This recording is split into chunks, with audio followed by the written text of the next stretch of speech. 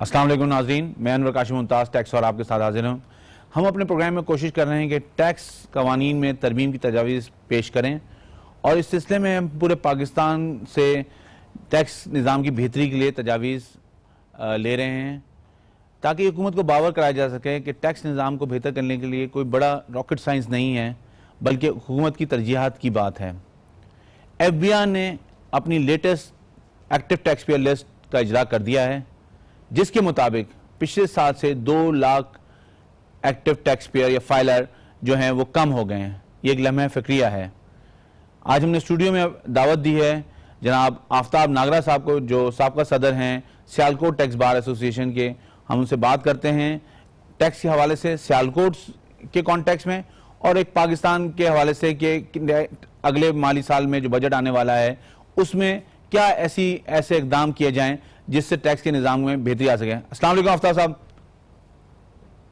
वालेकुम सलाम काशिफ भाई, कैसे हैं? मैं ठीक हूँ, आप बहुत शुक्रिया, आपने वक्त निकाला हमारे लिए। जी, ये मैं इस वक्त बिलखुसूस सियालकोट की बात करूँ तो जिस वक्त जो टैक्स पेयर सियालकोट में हैं इस वक्त, और अगर हम सियालकोट का बिजनेस देखें पैरामीटर्स, तो आप क्या समझते हैं कि गैप है बहुत बड़ा या गैप नहीं है और काफ़ी लोग वहाँ पे फाइलर हैं और टैक्स पे कर रहे हैं? आपका क्या अपना इस बारे में आपकी क्या राय है? बहुत शुक्रिया काशिफ भाई। गुजारिश ये है कि क्योंकि मेरा ताल्लुक सियालकोट से है और सियालकोट बुनियादी तौर पे एक एक्सपोर्ट ओरिएंटेड सिटी है जी, उसमें 95% जो लोग हैं वो एक्सपोर्टर्स हैं, ठीक है, जो बिजनेसमैन हैं खास तौर पे, ठीक है। और एक्सपोर्ट ओरिएंटेड सिटी होने की वजह से उसको बहुत से मामलात में मुश्किलात भी दरपेश हैं, लेकिन उसके साथ साथ उसको एक बहुत बड़ा ये एज ये है कि वो मुल्क की इकॉनमी में बहुत बड़ा रोल प्ले कर रहे हैं, यानी कि वो फॉरेन एक्सचेंज ला रहे हैं, बाहर के मुल्कों में अपना एक नाम बना रहे हैं, पाकिस्तान के एम्बेसडर्स भी हैं, लेकिन उसके बावजूद टैक्स मामलात में उनको बहुत ज़्यादा प्रायोरिटाइज नहीं किया जाता, उनकी प्रायोरिटीज सेट नहीं की गई अभी तक। ठीक है। जबकि मैं हमेशा ये कहा करता हूँ कि सियालकोट के लोग जो हैं इनको एक एक्सक्लूसिव ट्रीटमेंट होना चाहिए, क्योंकि देखें वो शुरू करते हैं एक मार्केटिंग से, बड़ी मुश्किल मार्केटिंग होती है, इंटरनेशनल मार्केटिंग, वहाँ पे जाके एक बैग उठा के जाना और डोर टू डोर जाके अपने चीज़ें बेचनी, फिर गाहक तलाश करने, और उसके बाद आके वापस आके पाकिस्तान में वो मैन्युफैक्चरिंग करनी, वो माल परचेज करना, और उसके बाद उसको एक्सपोर्ट क्वालिटी का बना के तो बेचना। देखिए इसमें तो कोई दो राय नहीं है आफ्ताब भाई कि जो स्टैंडर्ड सियालकोट ने मेंटेन किया है एक्सपोर्ट के रिलेटेड, कोई बात नहीं है, लेकिन बात ये हो रही है कि उनको एक रिलीफ तो है ना कि उनका रेट ऑफ डिडक्शन जो है एक्सपोर्ट पे वो कम है। मैं उसी तरफ आ रहा हूँ, देखिए अब हमें रिलीफ ये मिल गया एक कि 1% उन्होंने लगा दिया इसमें जी, लेकिन अगला मसला ये है कि 1% टैक्स लेने के बाद उनको छेड़ने की जरूरत नहीं है जी। लेकिन हम मुख्तलिफ हवालों से कभी हम उनको विदहोल्डिंग एजेंट बना देते हैं जी, कभी हम उन पे कुछ और कदगन लगा देते हैं, फिर उनके रिफंड्स रोक लेते हैं। ये सारी चीजें जो हैं ये हमें मतलब हमारे सियालकोट के लोगों को बहुत ज्यादा डिस्टर्ब कर रही हैं। तो ये इस वजह से शायद वो मजबूरी के तहत वो टैक्स में तो शामिल हैं, वो टैक्स नेट में तो हैं, और मेरे ख्याल में वो सबसे ज्यादा टैक्स पे करने वाले लोग हैं जो एक्सपोर्टर्स हैं, ऑल ओवर द एक्सपोर्टर्स। अगर आप पाकिस्तान की बात करें तो उसमें भी एक्सपोर्टर्स जो हैं वो बहुत अच्छा टैक्स पे कर रहे हैं बनिस्बत दूसरे बिजनेसमैन के, लेकिन इसमें उनको जो एक्सक्लूजन्स होनी चाहिए वो शायद अभी तक हम उनको डिटरमिन नहीं कर सके। तो इसका मतलब आप ये कह रहे हैं कि मेजॉरिटी जो सियालकोट के बिजनेसमैन हैं वो टैक्स नेट पे हैं, वो क्योंकि एक्सपोर्ट बिजनेस से मुंसलिक हैं, तो वो जो है वो टैक्स पे कर रहे हैं और अपना जो कानूनी उनकी जिम्मेदारी है वो पूरी कर रहे हैं, लेकिन उनको कोई ना कोई एग्जेम्पशन या कोई इंसेंटिव मिलना चाहिए। बिल्कुल होना चाहिए। ठीक है, अब हम बात करते हैं अब जी बताइए जी काशिफ जी। आप इसमें यह है कि अब हम उनको विदहोल्डिंग एजेंट भी बना देते हैं जी, उनको कहते हैं कि जनाब आप एक्सपोर्ट भी करें, मैन्युफैक्चरिंग भी करें, लोड शेडिंग का सामना भी करें, अपने जनरेटर भी चलाएं, सारा कुछ करें, और उसके बाद फिर आप प्रॉपर्ली टैक्स भी दें, और फिर उसमें विदहोल्डिंग एजेंट ना बनने पे आपके अकाउंट भी अटैच कर लिए जाते हैं आपके इस तरह। ये सारी चीजें ये डिस्करेजमेंट ऑफ टैक्स पेयर है। ठीक है, इसमें मैं नहीं समझता कि उनको को बहुत ज्यादा इंसेंटिव्स मिल रहे हैं और वो बड़े खुश हैं। बाकी जब हम जनरली बिजनेस की बात करते हैं तो सियालकोट में मेरे हिसाब से अगर कोई लोग टैक्स पे कर रहे हैं तो वो बिजनेसमैन ही है, और जाहिर है कि सैलरीड पर्सन तो अपनी जगह पे हैं, लेकिन बिजनेसमैन बहुत अच्छा टैक्स पेयर है और बहुत ही अच्छे तरीके से वो टैक्स पे कर रहे हैं। सियालकोट में ऐसा कोई बहुत बड़े इश्यूज नहीं है, लेकिन जो एक्सपोर्टर्स की एक्सक्लूजन है ये हम हमेशा मुतालबा करते हैं कि उन लोगों को बिल्कुल एक्सक्लूसिवली ट्रीट किया जाए ताकि वो अपना टैक्स ज्यादा कर दें। वो अगर आप परसेंटेज बढ़ाना चाहते हैं बजट में बढ़ा दें, उनकी 1% से 1.25% बढ़ दें, 1.5% कर दें, लेकिन इन रिटर्न बाकी चीजों इन रिटर्न उनको कुछ इंसेंटिव दें। बिल्कुल सही है। अब हम बात करते हैं इसमें ये है कि जी बताएं। जी जी इसमें दूसरा ये है कि इनकी बैंक्स में ट्रांजैक्शंस पे कैश विड्रॉल पे 231A के तहत उनकी जो डिडक्शंस होती हैं अब वो पाइल अप होती रहती हैं साथ साथ। सही है। वो जब पाइल अप होती हैं तो वो जाहिर है कि रिफंड में चली जाती हैं, रिफंड बस वहां पे रिफंड, और अब बल्कि ओवरऑल पाकिस्तान की बात करें तो पाकिस्तान पूरे में रिफंड का बहुत बुरा हाल है। रिफंड्स प्रॉपरली नहीं हो रहे, अगर होते भी हैं तो बहुत माइनर सी कहीं पे अमाउंट कर दी, उसके बाद बस फारिग।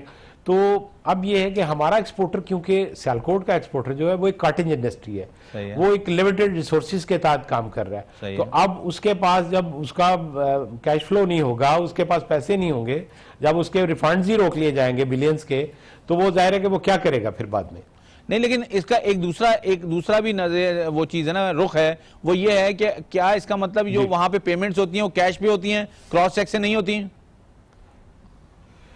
जी नहीं, क्रॉस चेक से होती हैं, लेकिन उसमें मोस्टली लोग अब देखेंगे, अब डेली बिजनेस रूटीन्स में अगर लोग अपना कैश विड्रॉल कर रहे हैं, जाहिर है कि उनको पेटी कैशेस की भी जरूरत होती है, अपने जाहिर है के मामला चलाने के लिए कैश की भी जरूरत है, तो कैश विड्रॉल पे या बैंक ट्रांजेक्शन पे मैं बात कर रहा हूँ, तो वो जाहिर है कि उनको मतलब टैक्स कटता है। अब एक्सपोर्टर्स को एटलीस्ट मैं समझता हूँ कि उनको एक्सक्लूड होना चाहिए इस सारे सिस्टम से, उनकी विथहोल्डिंग नहीं होनी चाहिए कैश विड्रॉल पे, ज्यादा से ज्यादा अपने जी कैश विड्रॉल पे विथहोल्डिंग नहीं होनी चाहिए। बिल्कुल आपका पॉइंट आ गया। अब मैं बात करूंगा पाकिस्तान के हवाले से, आप क्या समझते हैं, नया माली साल आ रहा है, बजट आ रहा है, आप एक महीने बाद आप एफबीआई ने प्रपोजल्स मांगने शुरू कर दिए हैं, तो आप क्योंकि आप 2-3 दफा सियालकोट टैक्स बार के प्रेसिडेंट भी रह चुके हैं, आप पाकिस्तान टैक्स बार में, तो आपके ख्याल में क्या ऐसे चीजें हैं जो करनी चाहिए जिससे इस साल बजट कुछ डिफरेंट आ सके पिछले सालों से? सर मैं तो हमेशा ये बात करता हूं कि आप टैक्स पेयर को फैसिलिटेट करें जी, उसको एट ईज करें, ठीक है, उसको जितनी फैसिलिटीज हैं वो दें, टैक्स पेमेंट में उसको आसानियां पैदा करें, ठीक है। अब यहाँ पे मामला अच्छे होते हैं, काफी लोग पैसे हाथ में पकड़ के बैंक में बैठे होते हैं, तो वहां पे ये है कि जनाब सिस्टम डाउन हो गया, वहां पे जनाब जाके मतलब उसको हम बजाय उसको आसान करने के मुश्किल से मुश्किल तर कर रहे हैं। सही है, ऐसा नहीं होना चाहिए। टैक्स पेयर बिल्कुल तैयार है, हमारे मुल्क के टैक्स पेयर बहुत अच्छे हैं और वो टैक्स देना भी चाहते हैं, लेकिन इसमें एक और बड़ा अलमिया ये है कि अब एक बंदा टैक्स दे रहा है और उसके साथ वाला जो टैक्स पेयर है वो, या मतलब दूसरा दुकानदार है या कोई इंडस्ट्रियलिस्ट है, वो टैक्स नहीं दे रहा, तो उसको बहुत सी एम्बैरेसमेंट्स होती हैं। वो कहता है यार कि मैं अगर टैक्स दे रहा हूं और मैं बड़ा लॉयल्टी के साथ टैक्स दे रहा हूं, तो मेरे साथ वाले से भी टैक्स लेना चाहिए। नहीं, लेकिन अगर फिर मजे की बात यह है कि उसी को बाद में स्क्वीज किया जाता है। नहीं, वो तो हम हमेशा हम लोग सभी यही बात करते हैं, लेकिन आपके जहन में क्या कोई मेजर कोई चीजें हैं जो इस साल अगर बजट में लेके आए जाए तो उससे कुछ बेहतरी आएगी? सर देखें, इसमें सबसे बेसिक पॉइंट तो यह है कि ब्रॉडनिंग ऑफ टैक्स बेस होनी चाहिए जी। उसके लिए एक मेरे पास प्रपोजल मैंने पहले भी एक दफा फ्लोट की थी कि जो भी कमर्शियल एक्टिविटी जो बंदा शुरू करना चाहता है, ठीक है, जो भी कमर्शियल एक्टिविटी, कोई दुकान खोलना चाहता है, कोई इंडस्ट्री लगाना चाहता है, तो उसका एनटीएन उस वक्त तक उसको एनटीएन की शर्त होनी चाहिए कि वो एनटीएन प्रोवाइड करेगा तो उसका मीटर लगेगा, उसका कनेक्शन मिलेगा वापडा का, सही है, या केईएससी का, या वटएवर जो भी है। तो अगर वो एक ये प्रवीण कर दी जाए कि हर बंदा जो कमर्शियल एक्टिविटी शुरू करना चाहता है उसको वो बिल देना पड़ेगा, वो अपना एनटीएन की कॉपी देनी पड़ेगी, एनटीएन होल्डर होना चाहिए, तो फिर उसको वो कनेक्शन अलाउ हो, तो मेरे ख्याल में उससे बहुत ज्यादा फर्क पड़ेगा। ठीक है। अच्छा, आप ये जो सेल टैक्स क्या मेरे ख्याल में एक्सपोर्टर्स के साथ तो इतना नहीं है, लेकिन सेल टैक्स की जो विथहोल्डिंग की शिक है, वो आप क्या समझते हैं कि ये निजाम सही है विथहोल्डिंग सेल टैक्स का? आपकी क्या राय इसमें? जी नहीं, बिल्कुल नहीं है। एक्सपोर्टर्स के लिए तो खास तौर पे बिल्कुल नहीं होना चाहिए। ठीक है, ये बिल्कुल भी नहीं होना चाहिए। और सियालकोट में मैं ये फेस किया है मामला कि उसमें हमारे एक्सपोर्टर्स को जनाब विदहोल्डिंग एजेंट बना के उनसे कहा कि जो अनरजिस्टर्ड परचेज आप करते हैं जिन लोगों से, उनका 1% काटे और वो जमा कराए। जिन्होंने नहीं करवाए उनके अकाउंट अटैच कर दिए गए। तो ये बहरहाल ये कुछ मतलब ऐसी हार्श सी अमेंडमेंट्स हैं जिनको देखना होगा और रिवाइव करना होगा, जो पहले वाला मामला था, और एटीज करनी होगी चीजें ताकि लोग ज्यादा से ज्यादा टेक्सनेट में आए। अच्छा, और ये जब आप ये देखते हैं पेनल्टी, मुझे ये बताएंगे आजकल पूरे पाकिस्तान में रेड्स हो रही हैं, टैक्स डिपार्टमेंट बड़ा INI FBR रेड्स कर रहा है, तो सियालकोट में भी ये सूरत हाल है कि या सियालकोट में ये सूरत हाल नहीं है? जी बिल्कुल है, इसमें बिल्कुल हुई है। लेकिन आज की मैं कहीं पे खबर पढ़ रहा था कि आज शायद कोई FBR ने कोई एग्री कर लिया है कि आज के बाद हम रेड्स नहीं करेंगे। लेकिन ये तो खबर की बात है, अब पता नहीं वो प्रैक्टिकली करते हैं या नहीं करते, इस पे तो देखा जाए। नहीं तो वो क्या हो सकता है इसमें? आप क्या समझते हैं, ये रेड्स होना ये मुनासिब है या इसकी कोई और तरीका करना चाहिए? ये तो हैरेसमेंट है ना। अब अगर एक टैक्स बंदा दे रहा है, प्रॉपरली टैक्स दे रहा है, उसका रिकॉर्ड भी मेंटेन कर रहा है, सब कुछ है, हाँ कुछ उसकी मॉनिटरिंग जरूर करें आप, लेकिन इस तरह से नहीं कि उसको ह्यूमिलेट करके आप करें। सही है। ह्यूमिलेशन से तो कोई बंदा टैक्स नहीं देगा। आप उसकी थोड़ी सी मॉनिटरिंग करें, किसी तरीके से करें और अच्छे तरीके से फ्रेंडली एटमॉस्फेयर के साथ करें तो शायद उससे बेहतरी आए। अच्छा, हमारे पिछले प्रोग्राम में कुछ लोग आए थे तो उन्होंने कहा कि इस साल बजट में हम कोई चीज ऐसी नहीं देख रहे सिवाय विदहोल्डिंग के रेट जो है ना वो इंक्रीज होता देख रहे हैं। तो आपकी क्या राय है कि ये गवर्नमेंट ये इजी जो जरिया है रेवेन्यू जनरेट करने का, इसी पे काम करती रहेगी? सर ये बहुत बड़ा अलमिया है और मैं समझता हूं कि हम मतलब इतनी फौज जफर मौज हमारी FBR की फील्ड ऑफिस में, हेडक्वार्टर में, सब जगहों पे है, लेकिन हमारा टोटल जो डिपेंडेंसी है वो इस वक्त विदहोल्डिंग पे है। सही है। और उसके हम रेट भी इंक्रीज कर रहे हैं। सही है। इसका मतलब ये हुआ कि हम जो दफातर में लोग बैठे हुए हैं या जो काम कर रहे हैं वो काम करना नहीं चाहते या उनसे काम लिया नहीं जा रहा। सही है। तो मेरा नहीं ख्याल कि ये कोई बहुत अच्छी ट्रेडिशन है, इसको डिस्करेज करना चाहिए जितना भी हो सके। सही है। अच्छा, ये जो आजकल आप पता नहीं सियालकोट में क्या पोजीशन है, दूसरे शहरों में विदहोल्डिंग स्टेटमेंट पे पेनल्टी जो है वो टैक्स से ज्यादा लगने लगी है। जी ज्यादा है, बिल्कुल है, ऐसा है ये जो, और इसको जाहिर है कि हमने अपील में बहुत से मैटर्स हैं अभी, तो उसमें रिलीफ तो मिल रहा है लोगों को, लेकिन ये बहरहाल ये फिर वही हार्श सी बातें हैं, इसको मतलब डिस्करेज होना चाहिए। ये सारी अमेंडमेंट्स जो विड्रॉ होनी चाहिए, इस पे डेफिनेटली हमें सोचना पड़ेगा तमाम टैक्स पेयर्स को, तमाम स्टेक होल्डर्स को, कि ये एक तो हम टैक्स दे रहे हैं, ऊपर से हर रोज हमें पेनलाइज किया नित नए तरीकों से, तो इस तरह नहीं होना चाहिए। इस तरह मैं बात कर रहा था पहले कि फ्रेंडली एटमॉस्फेयर के साथ आप लोगों से जितना मर्जी टैक्स ले लें, लेकिन वो देने के लिए तैयार भी होंगे। लेकिन इस तरह से आप ह्यूमिलेट करेंगे, जब मामला को खराब करेंगे तो जाहिर है कि लोग डिस्करेज होंगे और टैक्स लेकिन थोड़ा सा FBR ये कहता है कि टैक्स बार्स ये कहते हैं कि आप इन्फोर्स नहीं करते कानून को, आप इन्फोर्स नहीं करेंगे तो जब तक टैक्स पेयर, तो ये जो कॉन्ट्रडिक्शन है, तजाद है, ये कैसे इसको आप कैसे आप देखते हैं? इसलिए वो कहते हैं बाहर से जो हम बात करते हैं वो कहते हैं आप इन्फोर्स करें कानून को, और जब हम इन्फोर्स करते हैं तो बाहर कहते हैं कि हैरेसमेंट हो रही है। तो ये जो बीच का रास्ता है, ये क्या रास्ता अडॉप्ट करना चाहिए?